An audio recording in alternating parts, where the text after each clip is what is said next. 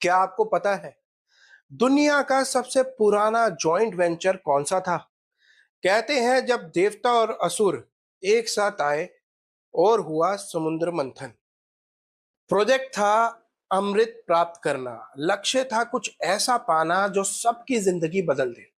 लेकिन जैसे ही मंथन शुरू हुआ, सबसे पहले क्या निकला? अमृत नहीं, सबसे पहले निकला हलाहल विष। इतना भयंकर विष कि पूरी सृष्टि को खतरा हो गया।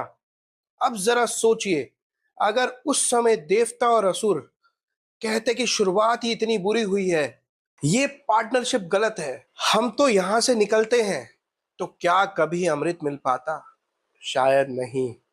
और यही बात है जिंदगी और बिजनेस दोनों पर लागू होती है। जब आप किसी बड़े सपने का मंथन शुरू करते हैं तो सबसे पहले सक्सेस नहीं मिलती। सबसे पहले मिलते हैं challenges, losses, failures, cash flow की प्रॉब्लम्स, स्ट्रेस, डाउट्स, यानी हलाहल विश। लेकिन समुद्र मंथन की सबसे बड़ी सीख अभी भी बाकी है। जब विष निकाला गया तो सब घबरा गए, देवता भी असुर भी। किसी को समझ नहीं आ रहा था कि इस समस्या का समाधान क्या है। तब भगवान शिव आए। उन्होंने विष को देखा और इग्नोर नहीं किया, उसे किसी और को नहीं थोपा, उसे देखकर भागे नहीं। उन्होंने पूरी जिम्मेदारी के साथ उस विष को अपने कंठ में धारण कर लिया। इसलिए उन्हें नीलकंठ कहा गया। ये एक महान लीडर की पहचान होती है। लीडर वो नहीं होता जो सिर्फ अमृत आने पर सामने आए। लीडर वो होता है जो विष निकलने पर भी सबसे पहले आगे आए, जो प्रॉब्लम को ऑब्जर्व करे, जो पैनिक ना करे, जो मुश्किल वक्त में लोगों को संभाले।